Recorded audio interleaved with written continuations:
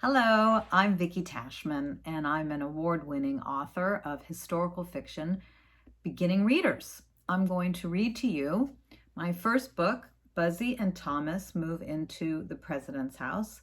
This book came out in 2016. So this book is about Thomas Jefferson and his dog, Buzzy, at a time when Thomas Jefferson, our third president, was elected and was about to move into what they called the President's House. Today we call it the White House, but back then they called it the President's House. And he wanted to take his favorite dog, Buzzy, along with him. But she's a little afraid to leave their current house, which was called Monticello, to move into the big President's House. So here's my story, and I hope you let me know what you think of it. Buzzy and Thomas Move into the President's House, and it's written by me, Vicki Tashman, and illustrated by Fatima Stamato. Chapter 1. Buzzy was a farm dog. She loved everything about living on the big farm called Monticello. She loved the gardens full of flowers. She loved her friends, Caractacus the horse, Bull the farm dog, and Dickie the bird. But most of all, she loved living at Monticello with her owner, Thomas Jefferson. They had lots in common. Buzzy had gray fur, and Thomas had gray hair. Buzzy had a tail, and Thomas wore a ponytail. Buzzy had a long coat of fur, and Thomas wore a long coat.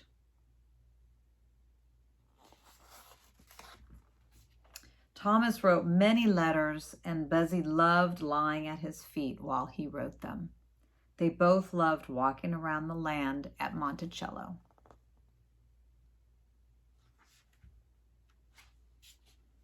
One day, as they were walking, Thomas told her surprising news. "I'm going to be president," he said, scratching her ear. "We'll need to move to the president's house in a town called Washington, D.C. It's a new house just for presidents. John Adams lives there now. I'll be the new president, so I will live there, and you will live there with me too."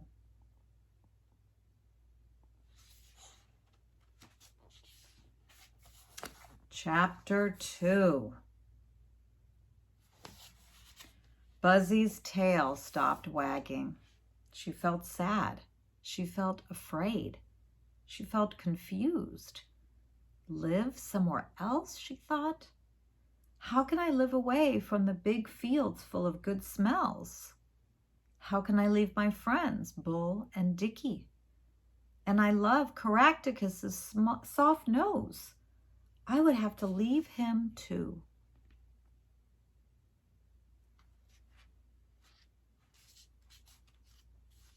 She followed Thomas into the vegetable garden. Surely Thomas would miss living on the farm too. Thomas grew lots of his own food, including peas, lettuce, and asparagus. Buzzy loved chewing on the asparagus spears. Sometimes she had to step on the lettuce to reach them. "Buzzy, you are stepping on my lettuce leaves," said Thomas. "Shoo."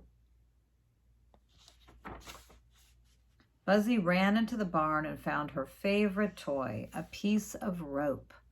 She carried it to Thomas. She loved when Thomas pulled at her rope and she pulled back. He grabbed the rope and threw it as far as he could. Buzzy ran for it, ears flopping and tail flying. But when she came back with it, Thomas had already gone into the house. Chapter 3. Buzzy circled under a cherry tree and lay down. Soon Caractacus the horse came along. "Your ears are drooping, Buzzy. What's wrong?" "Thomas is going to be president, and we're moving into the president's house," she said. "But I don't want to leave Monticello." And then her ears perked up. "Are you coming too, Caractacus?" she asked. I'll be taking Thomas to the president's house, said the horse, and I'll be taking him back to Monticello when he visits. But I won't be living there. I'm a farm horse. And besides, I don't like the noise of the city. Buzzy's ears felt even droopier. I can see you whenever I want to now, but when I move, I won't be able to, she said. I'm going to miss you, Caractacus. Chapter 4. She was walking back to the house when she saw Bull, the farm dog. I'm moving into the president's house, she said. Will you be moving too? No, Bull said. I take care of the other animals, so I need to stay here. Buzzy loved Monticello and the friends who lived there. She wanted to stay, but she loved Thomas and wanted to be with him all the time. And Thomas said he was leaving. Buzzy went inside the house. Dickie, Thomas's mockingbird, was the only other animal allowed inside. Thomas and I are moving to the president's house, Buzzy said. Her fluffy tail was between her legs.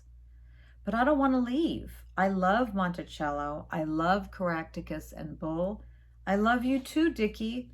How will I leave my friends? Where will I sleep in the president's house? Where will I eat? Where will I play and run? Dickie hopped from one foot to the other. I don't know the answers to your questions, said Dickie. Chapter 5. Thomas came into the room. Come along, Buzzy, he said. We're going to look at our new home. He got into the carriage. Caractacus was pulling the carriage. He neighed when he saw Buzzy and Dickie. Buzzy jumped into the back seat with Thomas. She didn't want to see the new house, but she wanted to be with Thomas, and she loved carriage rides. Dickie flew to Thomas's shoulder. What are you doing here? Laughed Thomas. Dickie let out a big chirp, chirp, chirp. They passed green fields and farm animals. Buzzy barked at the goats, she barked at the cows, and she barked at the chickens. It was a fun carriage ride for her. Chapter 6. Finally, they arrived at the president's house. President John Adams greeted them at the front door and shook Thomas's hand. I see you brought some friends, said John. Let me show you around the house. In the front room, Buzzy saw tall windows and a big desk. There was a river outside and lots of books on the shelves. She loved the smell of books. Under the desk was a perfect place for her to lie down while Thomas was working. They went upstairs to the president's bedroom. A big, comfy bed was in the middle of the room. I could put my sleeping pillow here, she thought. They went outside. She didn't see a vegetable garden, but there was a green lawn and large trees. This is a nice place to run, she said to Dickie. Chapter 7. Moving day finally came. Buzzy barked at the moving men, but they just patted her on the head. I will move my sleeping pillow myself, she barked at them in Thomas's bedroom. She grabbed the pillow, pulled it downstairs, and put it in a crate herself. Then she went into the kitchen and found her bowl. She put that into the crate too. I have one more thing to put in the crate, she thought. Can you guess what it is? She ran outside and sniffed. She ran to the front yard. She ran to the backyard. Where was it? Where was her favorite rope toy? Finally, she found it under the cherry tree. Here it is, she said, and she picked it up and dropped it into the crate. Thomas picked up Buzzy's crate and put it in the carriage. Let's go, he said. Chapter 8. When they arrived at the president's house, Buzzy saw lots of men and women working. They were helping them get settled in their new house. A man brought Buzzy's crate into the front room. She saw her bowl inside the crate, so she took it to the kitchen. She pulled out her sleeping pillow and dragged it upstairs into Thomas's bedroom. She put the pillow on the side of the big bed. "This is where I'm going to sleep every night," she said. Back downstairs, she grabbed her toy rope from the crate and looked for Thomas. Thomas was sitting at his desk. She lay down at his feet. Her new spot felt safe and warm.